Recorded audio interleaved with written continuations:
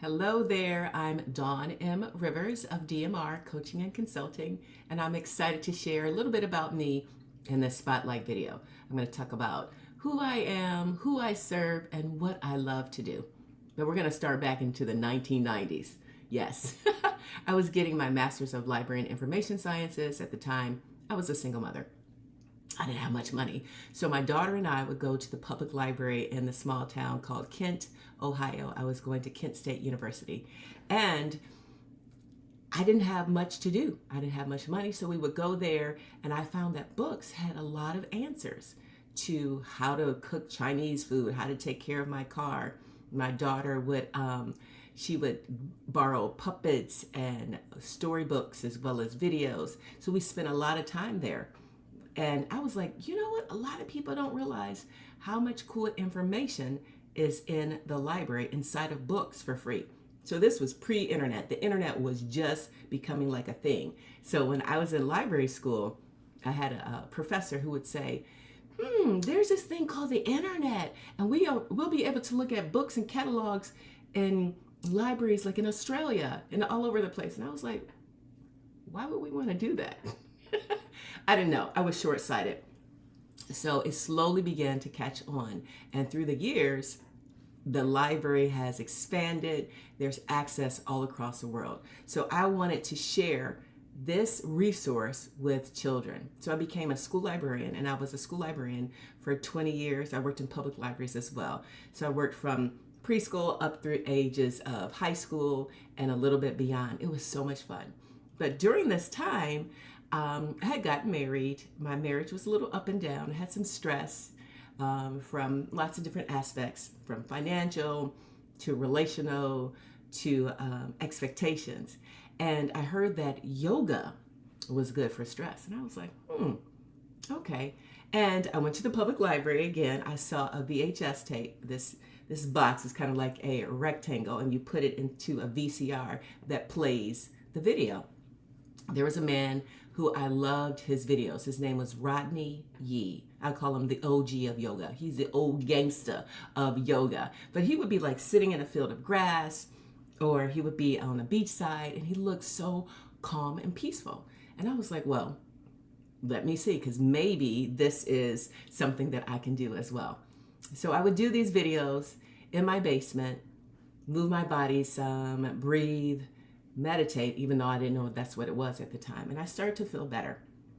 I was a school librarian in an elementary building, and at the time it was the late 90s, early 2000s, and you would have to have like a membership to go to certain athletic clubs. And this athletic club or this gym was connected to one of our local universities.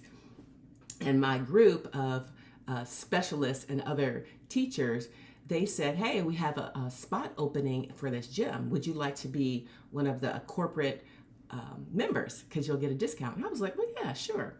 So I started to go to this gym, and they had yoga. And I was like, well, I've been practicing yoga for like 3-4 years now. Yeah, I could do this. But mind you, I was watching VHS tapes as well as early morning PBS shows.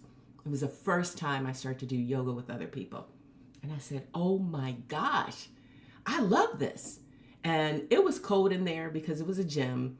It was one of their exercise rooms, but the teachers did their best to turn down the air so it would get a little bit warmer. And having the energy of the teacher and the other students practice with me changed my whole outlook. So maybe another year or two later, there was this thing coming called hot yoga. I didn't really know what hot yoga was or power yoga, but I saw a postcard in a local deli. And it said, 1 week of yoga for $15. And I said, I'm going on spring break. I'm going to do a class every single day. I'm getting my $15 worth. So that is called a lack mindset. I didn't know that at the time. But anyway, I went to this studio, this hot power yoga studio with the owner. She would teach a 90-minute class. It would be 90 degrees, and I would come home and sleep for 2.5 hours. And I loved it. I would sweat. And I said, wait a minute, this is a thing? So I did it every day that week. I would stop in during the school year, and then they had a summer promotion for $99. You can take 3 months of summer yoga. And I said, I'm going to do that. So I would go all of the time. I was on their Facebook group, I was in their email marketing, and they had a position opening for a karma yogi. And I said, what does that mean? So a karma yogi in this tradition was to help keep the studio clean. So in exchange for cleaning the bathrooms, cleaning the studio, cleaning the front area, you would get free yoga classes. I said, I'm going to do that. So I signed up and I had like two shifts. I did that for about 3 years and I loved it. I would buy some classes and I would take some classes for free. And I started to feel better physically because I had headaches. I would have migraines. I had hip aches. I had spinal aches, back aches. Every part of my body was aching because my stress level was high and I wasn't really moving my body the way I could. Starting to do this yoga and connecting with teachers who had different philosophies that I never heard of, I said, can you tell me more? And I learned to eat differently. I learned to breathe fully. And my body started to sculpt itself and become something I never thought it would be. And then I made friends and connections with so many different kind of people. So I did that for about 3 years, and then a position opened to be a desk yogi. Now, mind you, I was still a full-time school librarian. And I would work 2 nights a week and on the weekends, like every other weekend, and I got free yoga and I got paid. I loved it. I did that for about 5 years. For maybe at the 2.5-year mark, I said to one of the managers, I think I want to be a yoga teacher. And she was like, well, of course, we've just been waiting for you. Because I would see all these classes come through where people would do their training. It was a 200-hour training for about 5 months. And I was like, well, my marriage was starting to crumble a little bit, and again my finances were off, and I didn't really believe in myself. And when somebody said, of course you'll be a great teacher, and I said, well, how can we make this work? And because I was one of the staff members, I got a discount, and then I had a payment plan and became a yoga teacher. Whenever you're making, it seems like a big decision, other parts of your life are maybe falling apart. So I decided to become a yoga teacher. And as I was doing my payment plans, preparing for this, I got divorced. So in 2012, on December 31st, 2012, our marriage was over. I signed the decree. I changed my name, and I went back to the person that I had been, but had maybe stifled her. And that next year, in 2013, I started training. By May, I became a certified yoga teacher. During yoga teacher training, we had to write down goals. And I can't really remember what my 10-year goal was, but my 5-year goal was to become a yoga studio owner. And my 1-year goal was to be a yoga teacher at that studio. And I auditioned a couple times and it didn't work out, but that wasn't my trajectory. So this was 2013. I started teaching yoga right away in my apartment. I had 2 private clients. One of the clients, he wanted to be in shape for a movie he was making, and I didn't believe him at first. I was like, whatever. And actually he was in a local production of a movie. I want to say it went to straight to DVD or straight to like streaming, but he played a father of a high school athlete, so he needed to be in shape. And we would do power yoga in my apartment 3 times a week. Then I got a job teaching at the YMCA. I taught there forever. And at the time, I created my business. My LLC is still in that name, Daybreak Yoga, which is a play on my name. And everybody knew about me doing yoga. So I taught yoga at the YMCA all around Greater Cleveland. I had private clients. I started to get corporate clients, and I was so excited. So about maybe 2.5 years in, I was doing this corporate event, and this guy came up to me and he said, hey, do you own a yoga studio? And I was like, are you flirting with me? I said, no, I don't. I said, tell me, what are you asking me? And he said, well, I actually have a martial arts dojo, and I think that if you taught yoga, it would be a great kind of combination for my students. And I was like, okay, tell me more. And he said, well, come out and see. He had a room in the back, and I brought my best friend with me because I was like, I don't know if this guy is really true, but he was. We're really great friends now. He's like my little brother. So I rented this room, and I had yoga there for about 1.5 years. This is the first person who kind of like believed in me, saw something in me that was like, you can do more. Well, I shouldn't say the first person. He was maybe the second person on this yoga path, because first it was my manager who believed in me. And when he said, yeah, you could do this, and I was like, whoa. So I started to market myself on social media. I had a summer special that moved into private lessons for groups, and my like influence grew, and my customers grew, and then they turned into clients. It grew more and more and more, and I would have workshops. I would have special events, and we would be packed, sold out from the front of this little room all the way to the back, and I couldn't believe it. And then one of my best friends at the time came to one of my events, and she was looking around the room, and she said, well, where's everybody that we know? And I said, well, they don't come. And she said, I'm so sorry, I haven't been coming to your things. And I said, that's okay. This is the first lesson that I learned, that your friends are not necessarily your client. They're not your customer, and then they can't become your client. But I didn't know that at the time. So that became my first lesson. It hurt a little bit, but I said, okay. Then I was doing lots of like groups, and there was this one group of ladies called Black Girls Run, and there were tons of different type of women in this group, and I'm sharing my story, how I wanted to own a yoga studio, and 2 or 3 of them said, do you know about this organization? Do you know about that organization? There are these little incubators to help entrepreneurs launch their businesses. And I said, well, okay, I'll try that. And I sat down with the director of the Women's Business Center. I'm in my mid-40s by this time, maybe 45, 46 years old. And I told her my dream. I whispered it, I think I want to own a yoga studio.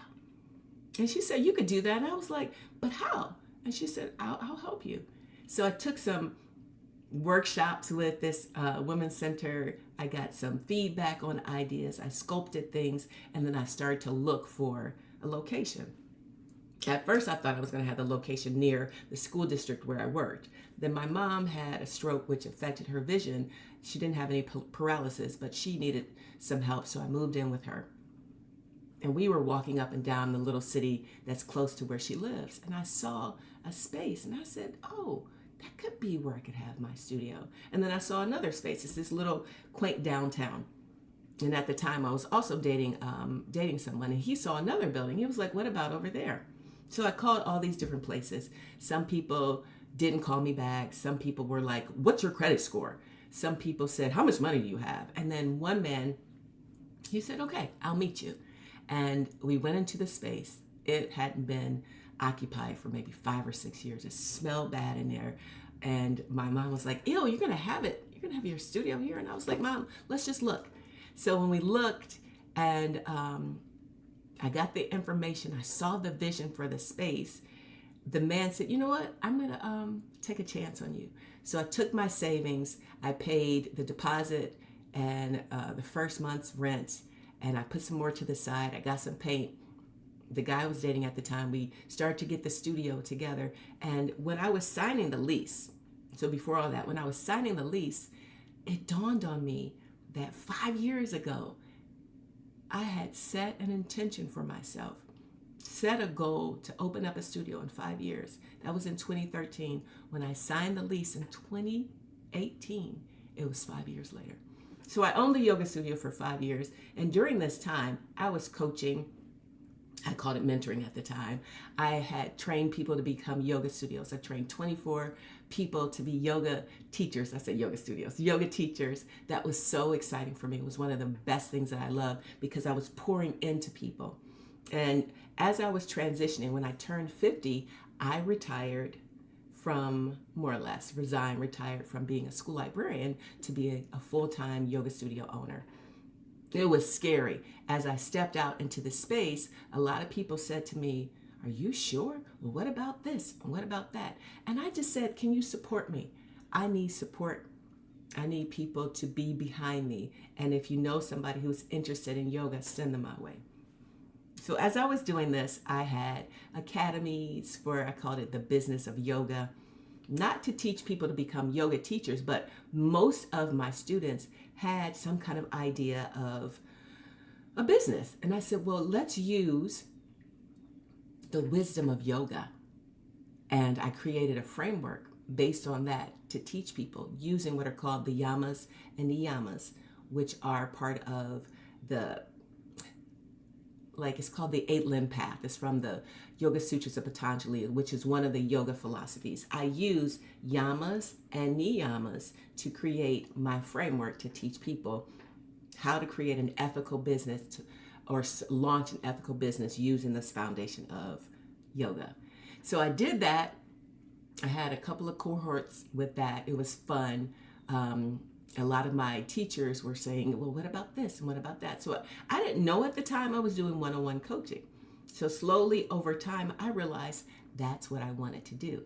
I closed my yoga studio to focus, to hone in on coaching and consulting people who want to up-level their lives, who want to create a lasting legacy and launch a small global business. So that is what I did. And also people were asking me, they said, Dawn, you seem to be happy all the time. I was like, well, I'm not, but I do my best. And I started to think, what did I do to get from this sad, depressed person to somebody who has fulfillment, happy, and has a path to freedom? And I said, oh, there were 3 things that I did. I changed my thoughts, I changed my words, and I changed my mind. The first thing was I started to read books. So during my divorce, I started to read self-help books. That's what they were called at the time, but now we call them personal growth books. I was reading hundreds of books. I read Christian books. I read New Thought books. I read some practical books. And one of the books that really had a big, profound impact on me is The Battlefield of the Mind by Joyce Meyer. And she's an evangelist, mostly on television, and she does some big things, what do you call them? Conferences, yes. And I read this book, and she talked about you believe what you say more than anybody else. And I was like, well, what does that mean exactly? So if somebody says, hey, I love, your dress that you have on today, and you're like, oh my gosh, this old thing. Or somebody might compliment your makeup or compliment something else that you have done or how you appear, and you downplay it. You hear those words. They come back to your ears inside of your mind, and you believe it.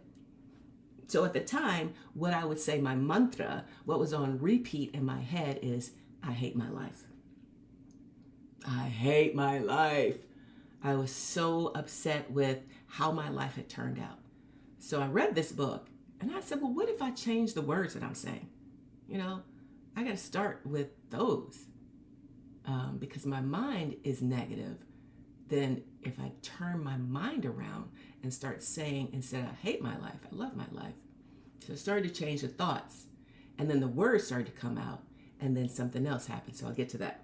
So I started to write down, I love my life. I love my life. It took a year before I said, oh, I love my life. But I put some things into action. So I was turning 42, and I decided to make a list. It was called 42 Things for My 42nd Year. And I flew a plane. I jumped out of a plane. I did a flying trapeze lessons. I did a high ropes course. I did whitewater rafting. I would go to concerts by myself, dinner by myself. I would travel by myself. I read my Bible every day. I read more books. I had connections with family and friends. I had this long list. Now, did I finish all the things on the list? No. But what happened is I started to see who I was, and I loved her. And I also started to celebrate myself. And Instagram wasn't really a thing back then, but Facebook was. I would share on Facebook different things that I was doing for my birthday. A friend from one of my colleagues from one of the schools I was working at the time, she would celebrate herself by having discount codes to places and buy one, get one free. And I said, how did you do that? And she said, just sign up and you'll get all these freebies. And I said, well, okay. And I signed up ahead of time. Lo and behold, here comes my birthday. And I would have like free ice cream for my birthday. Or I would get discount off of DSW or whatever, different clothing places. Buy one, get one free for meals. And I started to post this on Facebook. One of my college friends said, oh, it's Dawn Timber, because my birthday is September 21st. And ever since then, since 2012, people have been calling September, my birthday month, Dawn Timber. I started to feel really good. And by the next year when I turned 43, I looked at my life and I said, I love it because I had put me first. I invested in me. I invested in the time. I invested in transformation because I became a yoga teacher. I invested in the life that I wanted to have. So I changed my thoughts, I changed my words, and I changed my mind. So I decided I didn't want to live in the city where I had been working as a school librarian. I wanted to go back to my hometown, which was really only really one city over, two, like 1.5 cities over. There was a little city in between. And I loved living this apartment. And I also decided I don't want to be a middle school librarian anymore. I want to be an elementary school librarian. I'm working at the yoga studio, and in comes one of my teachers who became a principal. So this teacher, she and I had done a ton of stuff. She was a history teacher / social studies. We had done some projects with libraries and museums and social studies and gotten grants. And she knew my work ethic. She knew that I did a really good job as a school librarian. And when she came in to do yoga, because I just said to myself, I want to work in the elementary again, because that's where I started. Then I went to high school, middle school, and I wanted to go back to elementary. She came in, and I was like, Amy, can I ask you a question? I said, if there are any openings in any of the elementaries, will you let me know? And she said, don't tell anybody, but we're about to fire the current librarian. And this coming school year, there'll be a vacancy. Now, this was April. She said, don't say anything because it's going to be in the board notes in May. And then you can apply, and by September, you'll be working here. I changed my thoughts. I changed my words. I changed my mind because I don't want to do this anymore. This is what I want to do. So here's a lesson. Don't focus on so much of what you don't want. Focus on what you do want. So that school year coming up, I became a school librarian in this elementary building. Now, she was only there for 2 years, but she was the space because she became my who instead of me looking for my how, and she helped me get to the place of what I wanted to do. So this all rolls into how I coach. So I coach women who are about between 35 and 55. Sometimes they're a little bit older than that, but it's usually that. And this woman, she's like me. She's ambitious. She is focused, but she doesn't know how to get there. She's searching. So there's 3 archetypes that I usually work with. I call her Stagnant Stella. She's overwhelmed. There's too many things are going on. She doesn't know what to do. And she's just like, I'm done. It's too much. It's too much. It's too much. And she kind of stays where she is. But if she makes a little changes, mostly on self-care, she'll start to feel better. And then she'll peek her head out and start to search. So the next person is called the Searching Serena. She is reading all the books. She is taking all the classes. She's getting another degree. She has a ton of ideas. She wants to drink a gallon of water. She wants to run 5 miles a day. She wants to lose 30 pounds in 3 months. She has all these high expectations. And then when she can't achieve them, she's overwhelmed. So her thing is consistency and grace. Do one thing at a time. Get consistent at it. Focus in on that before you start adding on more. And then the next person that I work with, I call her Thriving Teresa. She has come from stagnation to searching, from searching to thriving because she's focused in on that one thing. She's gotten really good at it. And now she's able to say, I've done this, I've done that. I have these receipts. I feel good about myself. And now I can mentor other people. She's created a legacy. And she's like, what's next? I have this idea of this business. And Dawn, I need your help. So those are the people. That's the person that I work with. And how do I do this? I do this through coaching. I love coaching.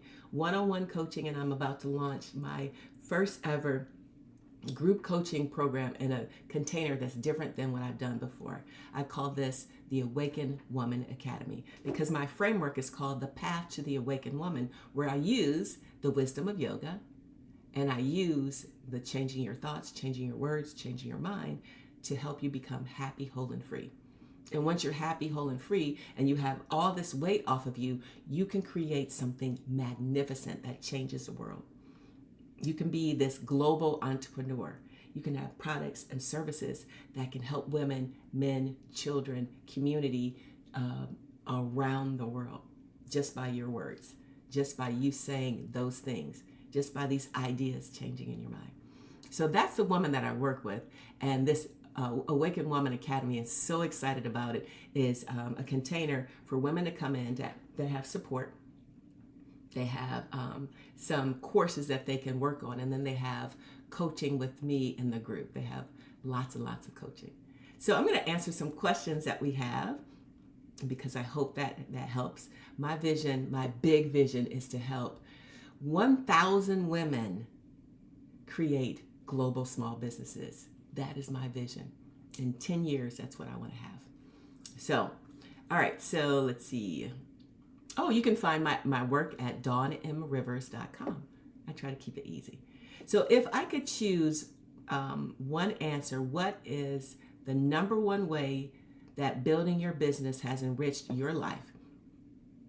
And why would you encourage other women to pursue building their own businesses as a form of self-discovery and self-empowerment?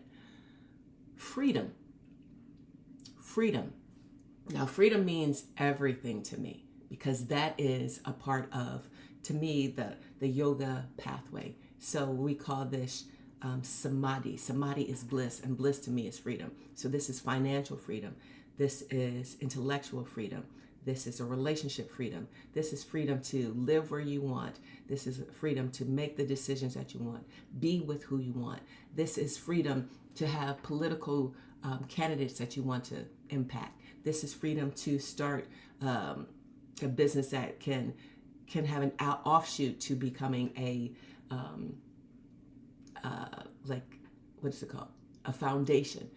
Your freedom is you releasing all of the things that are tough, that are hard, that are uncomfortable. And when you have that, you have more space to think, to see, to dream. So if we go back to those 3 archetypes, Stagnant Stella has a reptile brain, and she is only really in the space of survival. She just needs to have a place to live. She needs to have transportation. She needs to have food. She needs to have a job. And she'll be in that same job for a while. She kind of just is tucked under, but she doesn't know how to express herself. She doesn't know how to tell people really how she feels. She might get caught up in some drama in her life with her partner, with her parents, with her position at her job. So she is always high alert. Like, she is in the state of like the prey. So the predator is coming after her. That's the world. She doesn't see the world as a safe place. She sees everything that she's doing as she has to. She doesn't have choices. Then the searching Serena is the monkey mind, where she's jumping from idea to idea to idea to idea. And she starts a lot of stuff. She doesn't always finish it. Or she might finish something and it's not done well. You've heard of the phrase, jack of all trades, master of none. That's her. She's the mistress of none.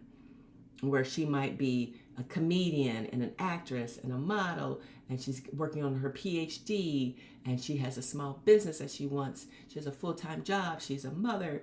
She's a partner. She wants to run a marathon. She wants to write a book.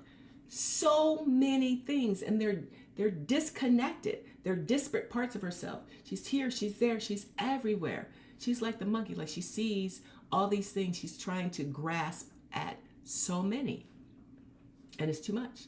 And then we have the thriving Teresa. She has a visionary consciousness.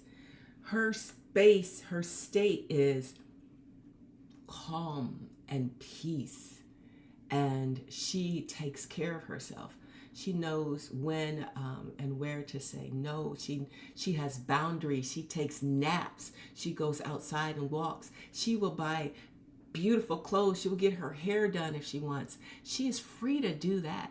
So that is, to me, the big picture. That's where I want you to be. And I believe that when women create for themselves through their jobs independently, they create freedom for for themselves. And when they do this, this creates a legacy for their children or their community. People will see you doing this and they'll want to know, how did you do it? I think of all the people the books that I've read, the videos that I watch, the podcasts that I listen to, the people who are successful, they have some type of framework that have gotten them to a space of freedom, and they're in a space or state of bliss. All right, number 2. How does your business look different now versus when it started? Well, first of all, my business was called Daybreak Yoga, LLC. It still is. I didn't change that. But I'm doing business as DMR Coaching and Consulting because yoga was in the name and yoga was a focus, where now it is not. It's coaching is a focus, but yoga is still the underlying pathway. So people still know me as a yoga lady. Just yesterday, I was at a cafe and this lady was like, "Hi, I'm so-and-so." And I looked at her like, "Oops, I'm sure I know you." And she said, "No, we haven't met in person, but I follow you. I'm in your email newsletter." And she was like, "Let me introduce you to this other person." And she said, "This is Dawn, a premier yogi in our city." And I was like, "Well, thank you." I said, "I'm doing more coaching now." And she said, "I saw that." Yeah, so I have to reinvent myself because for 10 plus years, I've been known as a yogi. And in my mind, right, I'm a coach. But in other people's mind, I'm still the yoga teacher. So I have to do this work in order to help them see that my business looks different. There's still some elements of the same, from being a school librarian, sharing resources, helping people make better decisions through that. That's the line that connects, because as a coach, I still share resources and support and feedback to help people make better choices in their lives. So it's always going to be there. So I would say that's how it looks differently, because now I'm a coach instead of being a yoga teacher only, because I still believe in a holistic approach, right? Mind, body, and spirit. So the next question: what empowering routines or wealthy woman habits do you follow each day? Well, I try to drink as much water as possible. I use a tracking app. I forget what it's called, but I mean, there's plenty of water apps that you can use to track your water intake. Because the more water I drink, the better I feel. And the better I feel, the more that I can do. So I drink water. When I take a shower or a bath, I scrub my skin with salt. And the salt pulls out some of the toxins and it helps relax my muscles. I take my vitamins every day. I eat fruits and vegetables every day. I'm a pescatarian, so I eat fish maybe 2 to 3 times a week, sometimes less. I'll eat a lot of beans. I eat quinoa and other vegetables that have protein in it. So I try to eat clean. Now, believe me, I will eat a bag of potato chips, but I try to do my best to eat clean. I try to do at least 10 minutes of movement a day, some type of movement. At my yoga mats, those are yoga mats left over from when I had a campaign and I sold branded yoga mats on yoga, your own growing awareness.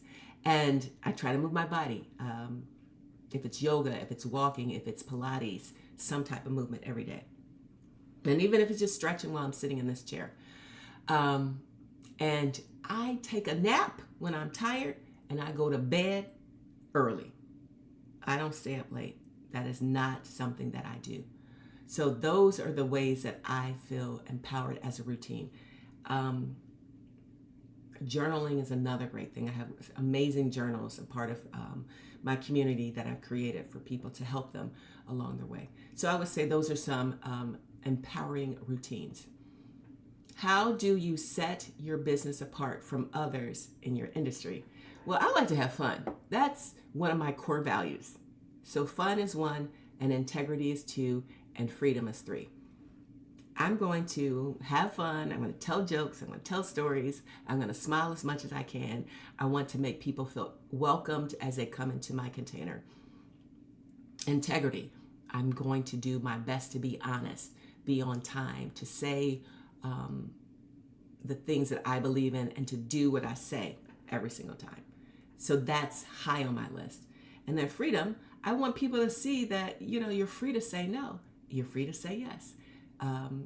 You're free to dress differently. You can be free to speak differently. You can be peculiar, you can be strange, you can be quirky, you can be odd. Free to be you. All right. How did you market your business when it was brand new? So, as I'm marketing DMR coaching and consulting, it is brand new. I slowly started to make a shift about 3.5 years ago. No, it's 2024.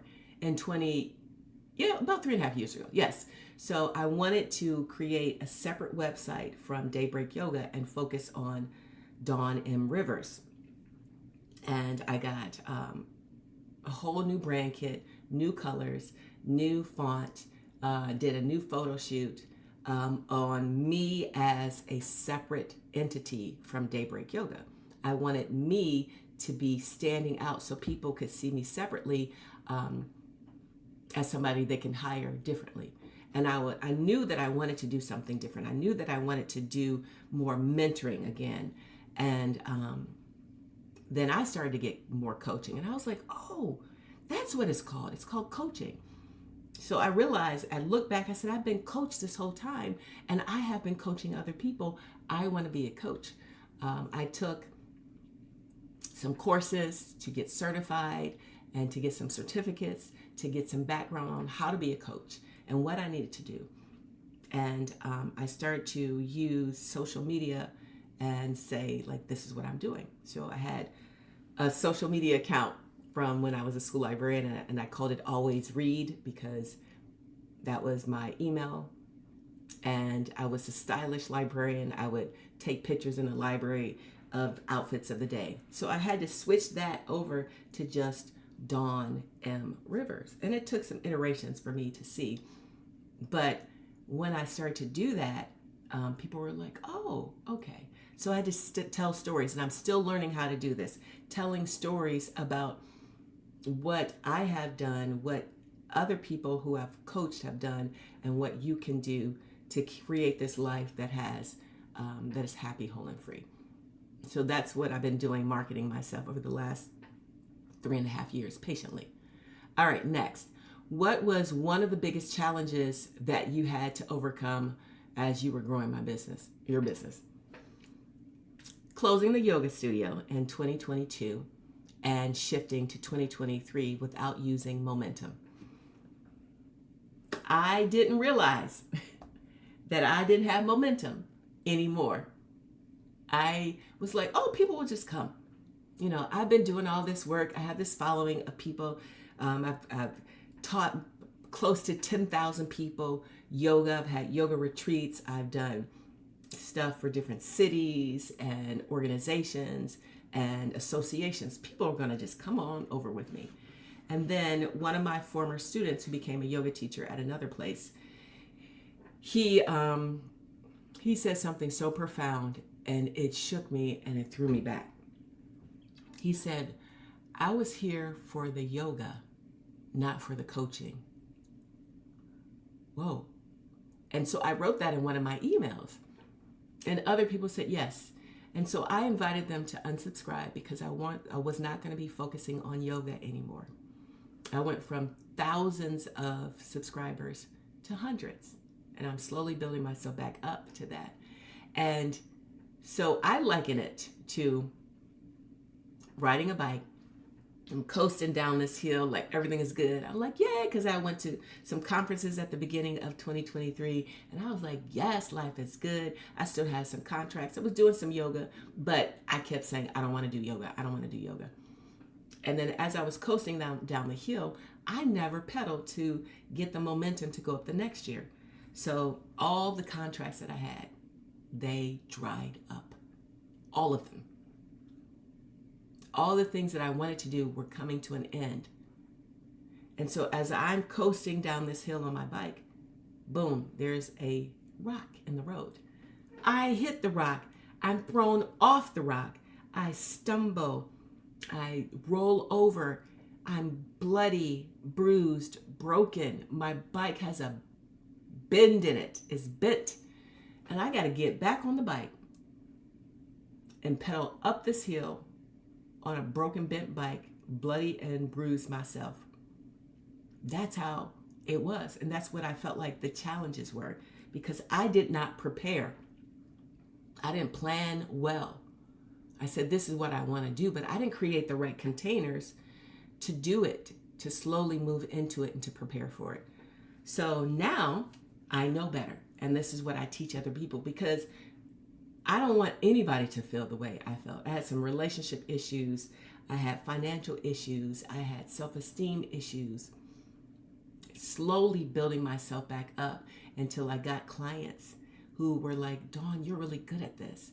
I had a few one-on-one clients who came into my containers and they were like, this 3-month coaching that you're doing has helped me so much. Now, some people are still stuck in stagnation and they need more coaching. Some people went from stagnation to searching and they still need more coaching. Some of them went from searching to thriving, and now they need their next level as well. But that gave me confidence.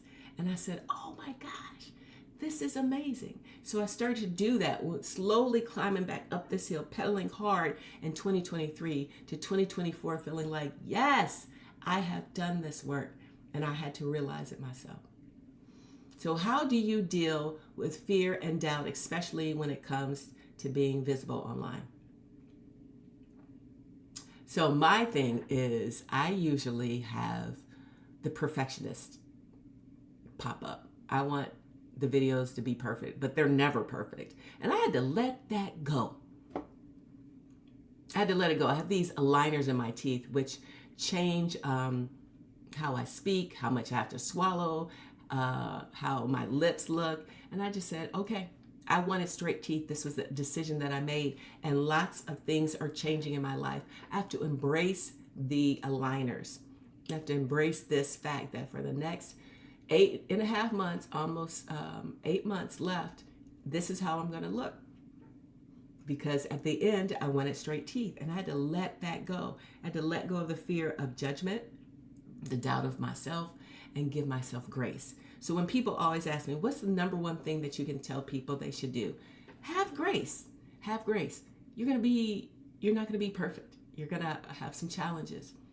You're going to doubt yourself, but do it anyway.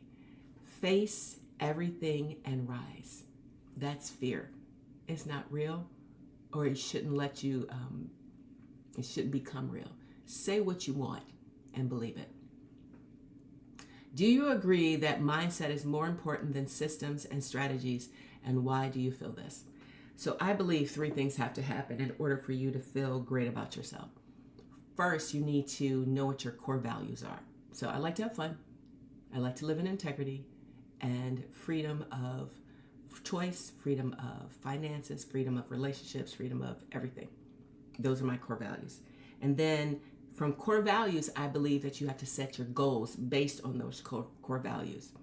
And then from your core values, you need to overcome limiting beliefs. So I would say yes, if you create a system that has kinks in it because you didn't know your core values, your goals, and your limiting beliefs, you're going to create something that doesn't work. It won't work. It will not. Systems and structures, they have to come, because you cannot create a business to flow, right? The information, the resources, the product, the service, the money has to flow through some type of system. If that's not set up properly because you didn't believe in yourself, you didn't do the research, you didn't know how to do it, then you're not going to make any money.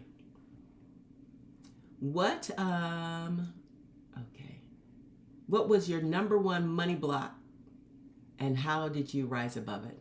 My number one money block was to think that people wouldn't pay the price that I set out for them to pay. Fear. I have a coach, she's a business coach, and that is one of her main things. She coaches on fear. She was like, raise the prices, Dawn. I'm like, raise the prices. Oh.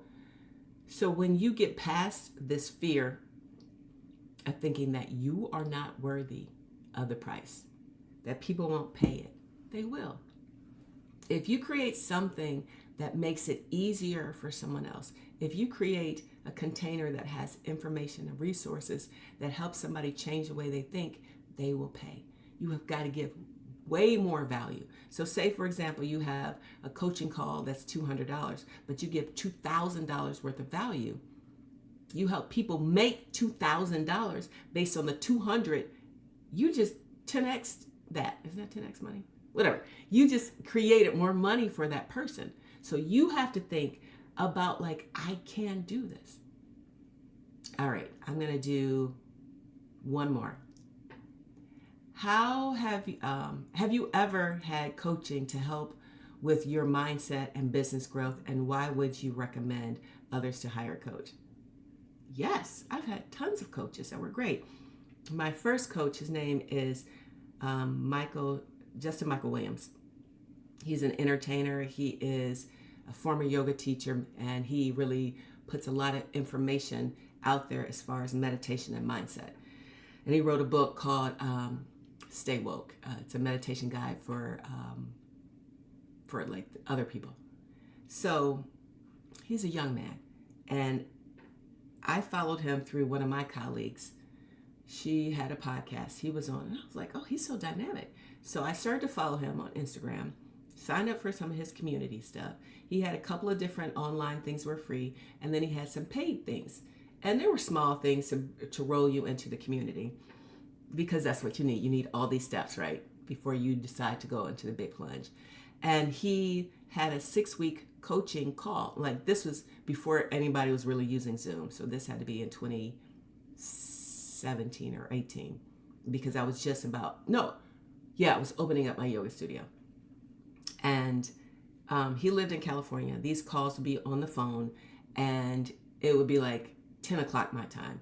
I had gotten up early in the morning, like 5 in the morning, doing work online for my business, go teach library skills all day, teach yoga to my yoga club after school, teach yoga to the staff after that, come to the studio, teach 1 or 2 classes, come home exhausted, take a bath, and listen to these calls.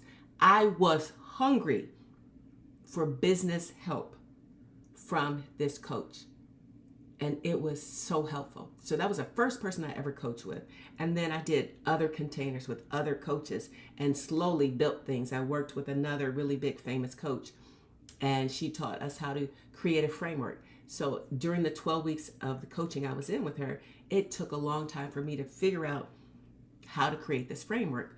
And I worked with a partner who was here. She was my accountability partner, and created the Path to the Awakened Woman. And I was like, whoa, she named it that, actually. She said, it sounds like you're on a path. And I said, oh, this is. So it really took about 6 months for me to hone in on the framework. But this was based on the coaching that I had. During the pandemic, I did another coaching on how to become a coach. This was, I want to say, another 3 months, 12 weeks coaching. So I've done lots of coaching, and every single one of the coaches has informed me in some kind of way. I have 2 coaches now that have slightly different business philosophies that have helped me. So yes, coaching will get you to the next part, because a coach sees like a panoramic view. He or she is in front of you, 1, 2, 3, 10 steps ahead of you. They've been there, they've done that. They know what some of the errors are.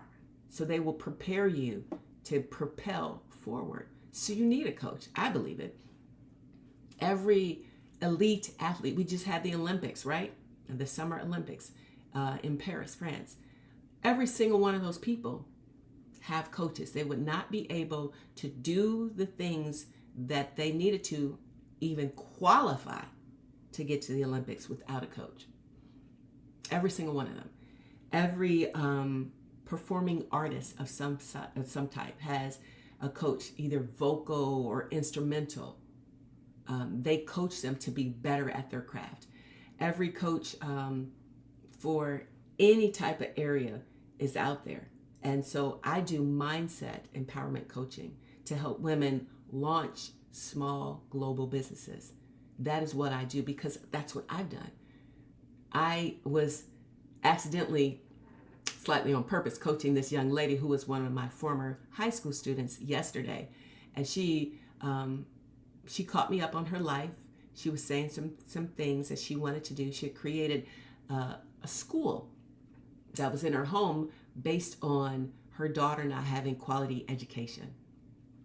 Her daughter was 4, she was in preschool, and she was like, I needed to have something for my daughter because she had taught social studies, history, whatever, in America and around the world. So she came back home after her daughter was born, put her in school, and wasn't satisfied.